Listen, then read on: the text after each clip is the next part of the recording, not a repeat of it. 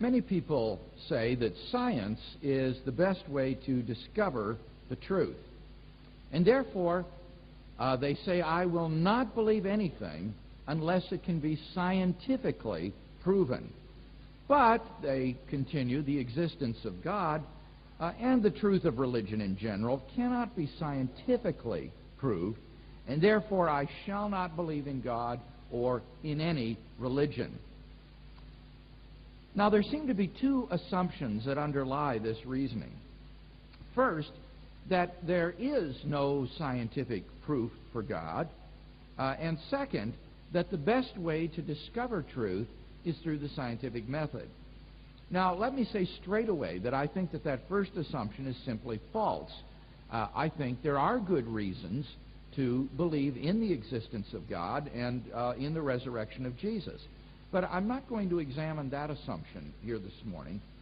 Rather, I want to look more closely with you today at that second assumption, that the best way to discover truth is through the scientific method. Now, this is a position called scientism. And this attitude was characteristic of certain 19th century philosophers.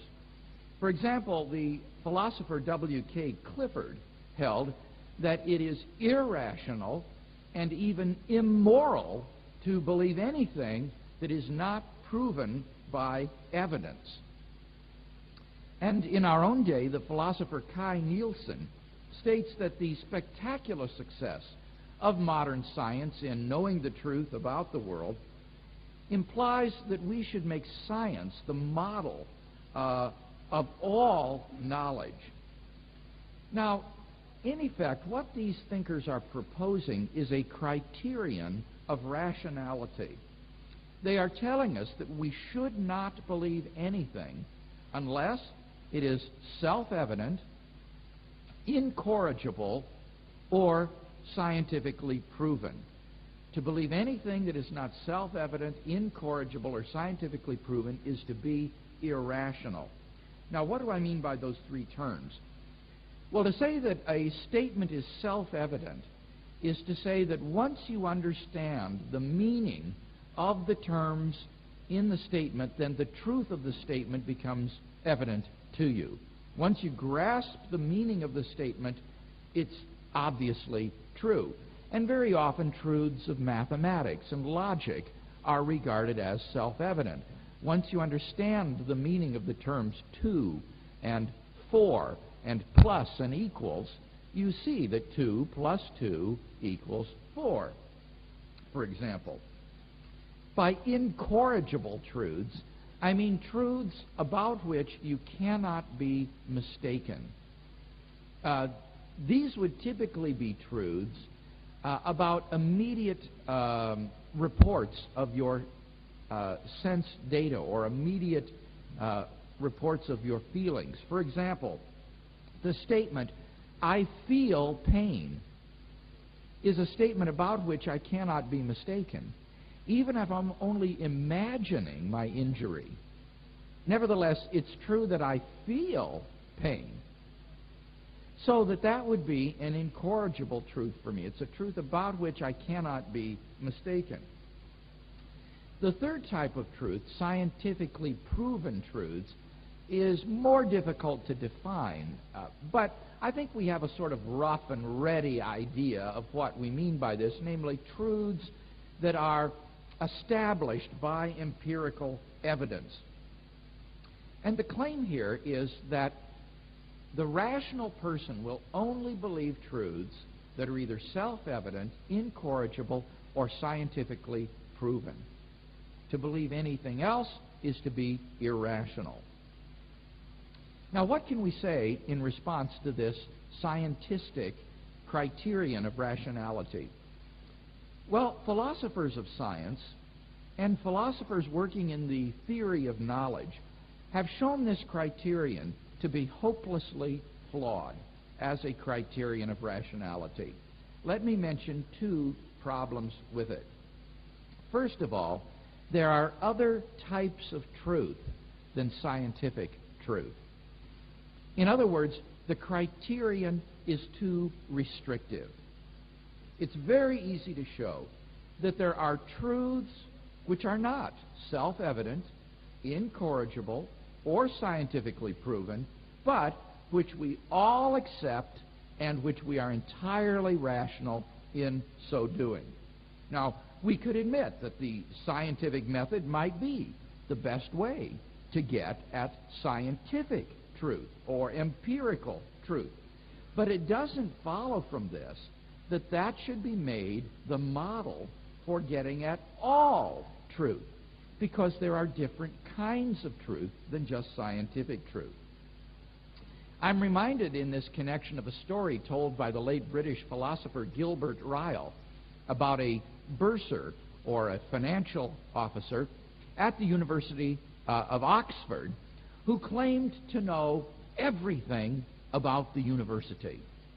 Now, we might say, well, that's ridiculous. What does this bursar know about Spinoza's Tractatus sitting on the shelf in the Bodleian Library? Or what does he know about the flowers in the garden at Magdalen College? Or what does he know about Professor Swinburne's lecture yesterday on the existence of God? And the bursar might reply to this, oh, I know all about these things, you know. I know exactly how much the university paid for Spinoza's Tractatus and how much it costs the Bodleian Library to house that book. Moreover, I know all about the flowers in the garden at Magdalen College. I know exactly how much it costs the university to pay for the gardener and for the seeds for those flowers. Moreover, I know all about Professor Swinburne's lecture on metaphysics yesterday. I know exactly how much it costs the university to pay Professor Swinburne, as well as for the heating and the facilities in which his lecture was held. I know all about these things, you know. Well, I think we would say this is ridiculous. The bursar knew something about everything at the university, but he only knew it from one aspect, namely the financial aspect. But he knew nothing about the truth of Spinoza's ideas in the Tractatus. He knew nothing about the beauty of the flowers in the garden at Magdalen College. He knew nothing about the coherence of the ideas of Professor Swinburne's lecture on the existence of God. All he knew about was the financial aspect of all of these things. Now, in exactly the same way, we could theoretically admit that there is some scientific truth about everything in the world. And yet, that would only be one aspect or facet of the truth. It is very easy to show that there are other aspects of truth besides the scientific truth about things. Now, this should already be obvious in the case of self-evident and incorrigible truths. Self-evident truths of logic and mathematics cannot be proved scientifically because science presupposes logic and mathematics. Similarly, incorrigible truths cannot be proved scientifically, for these are private reports of one's own sensations. So it's already evident from self-evident and incorrigible truths that there are other kinds of truth than scientifically provable truth. But there are other areas as well. First of all, ethics. Ethics. From a scientific description of the world, we can make no inference whatsoever about right and wrong, about good and evil, about statements of value. This is the old distinction between what is and what ought to be the case. Science can give us a description of what is the case, but science can make no prescriptive statements about what ought to be the case.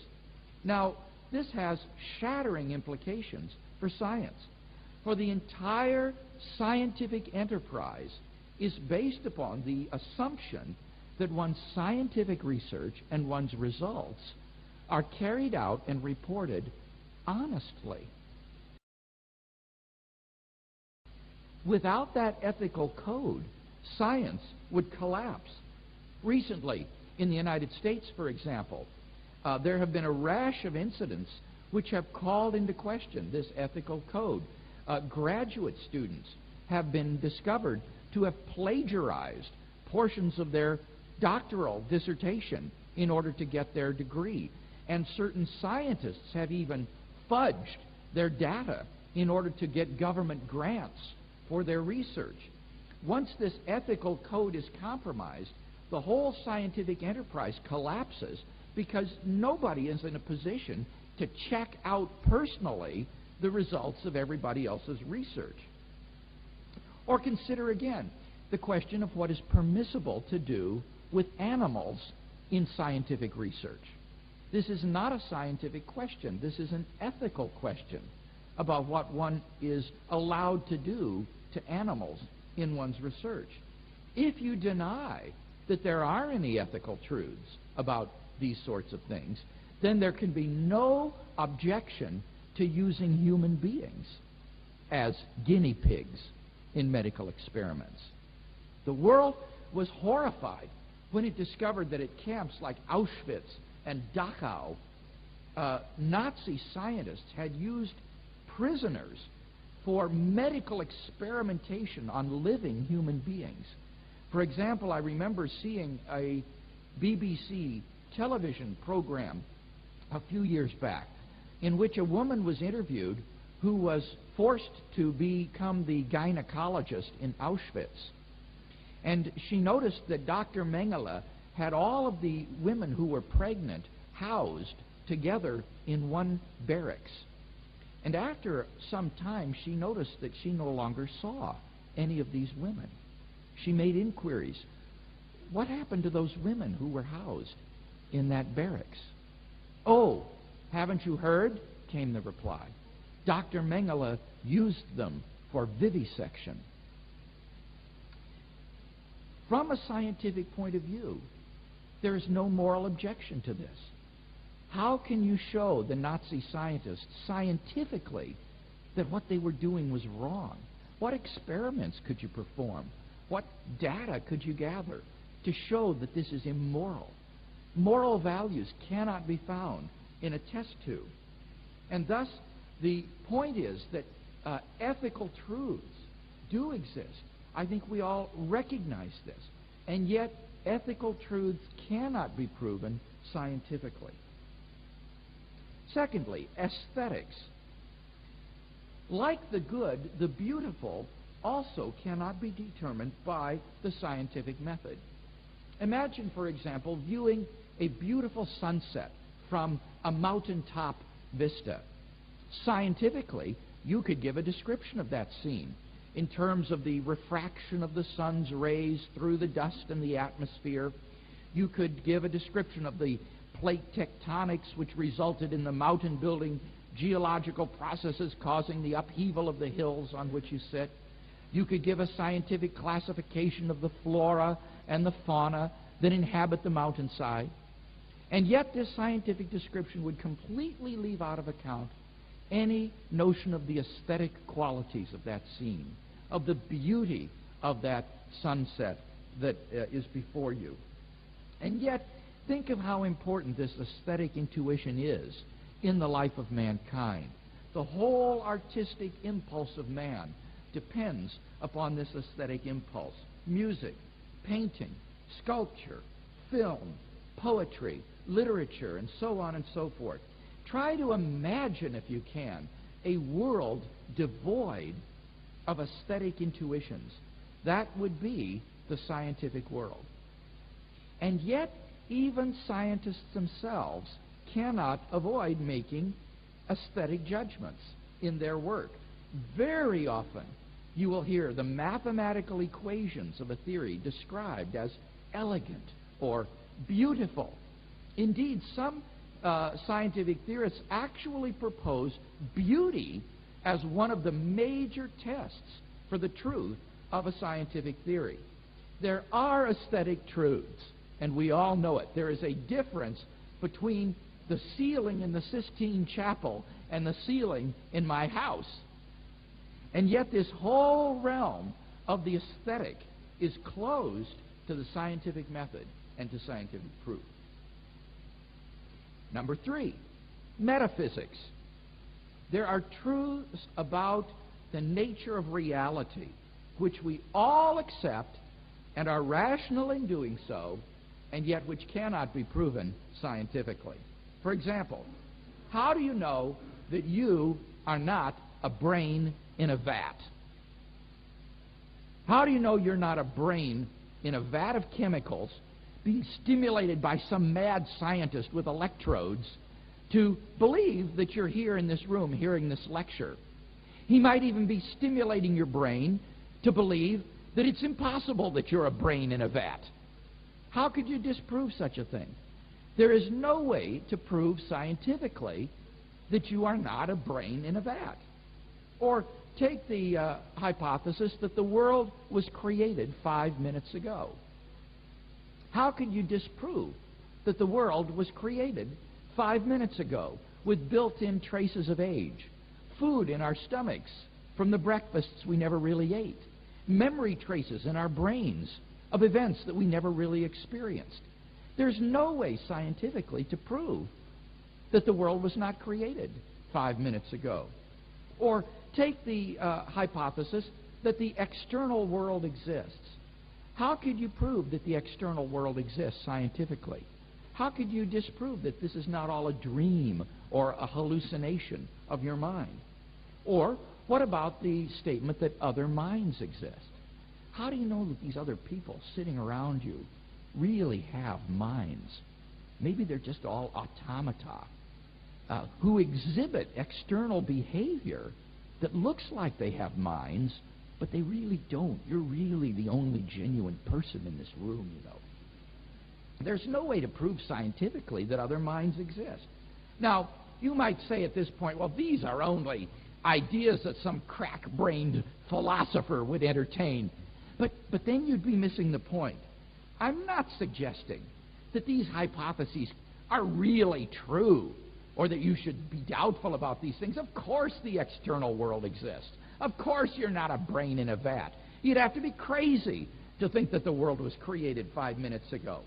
But what this illustrates is that this criterion of rationality is far too restrictive to be plausible. These are beliefs which are what epistemologists or theorists of knowledge call properly basic beliefs. That is to say, they are beliefs which are part of the foundation of your cognitive structure. They cannot be scientifically proved, but nevertheless we are rational to believe in such propositions. Finally, number 4, science itself.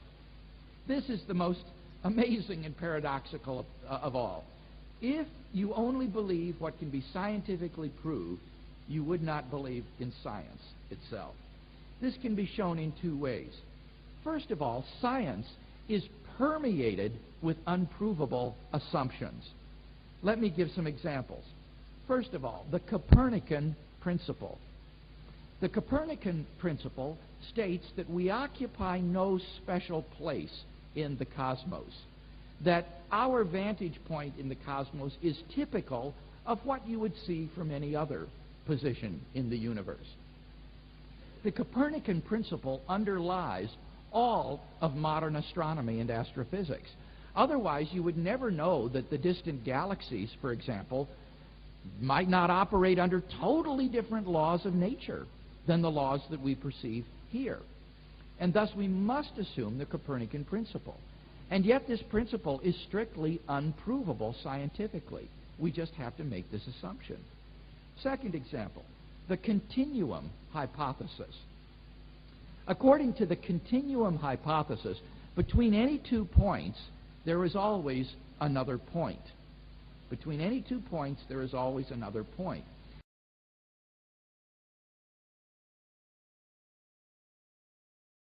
The continuum hypothesis underlies modern theories of space and time. And yet, once again, this hypothesis is strictly unprovable scientifically. You just have to assume it to be true. Third example, the one-way velocity of light. The one-way velocity of light. In the special theory of relativity, you must simply assume that light travels at a constant speed in one direction. We have no way of proving this, however.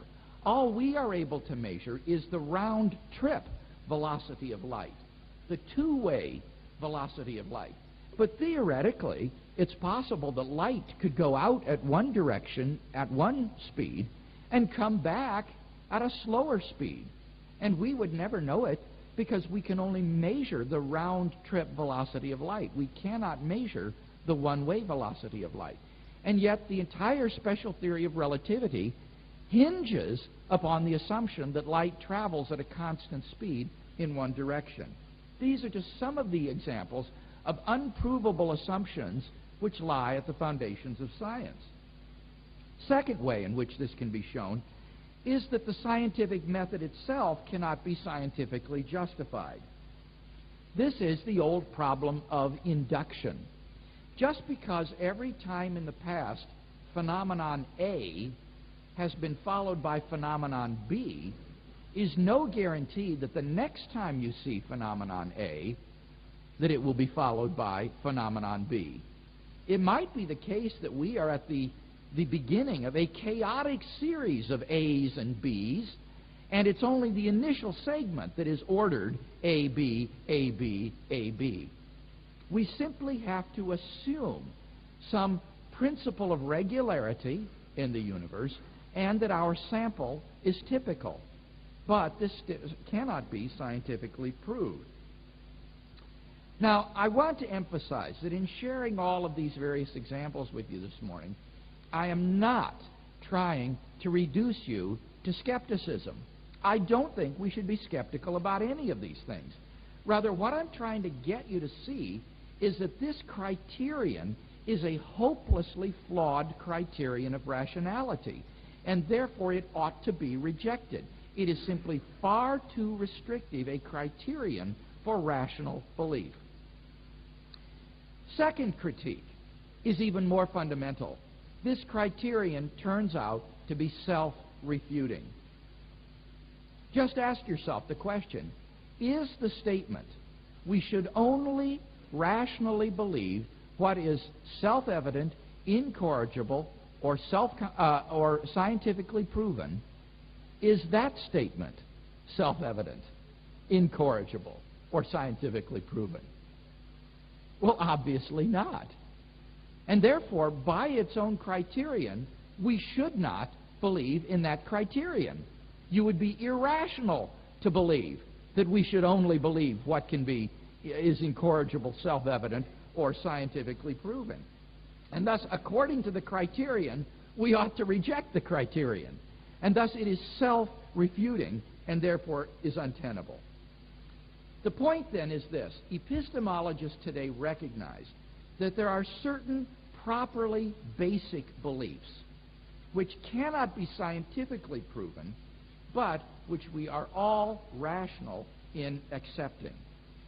Laymen would probably say that we believe them by faith, but I think it would be less misleading to say that these are part of the deliverances of reason. They are part of the very foundations of a rational cognitive structure.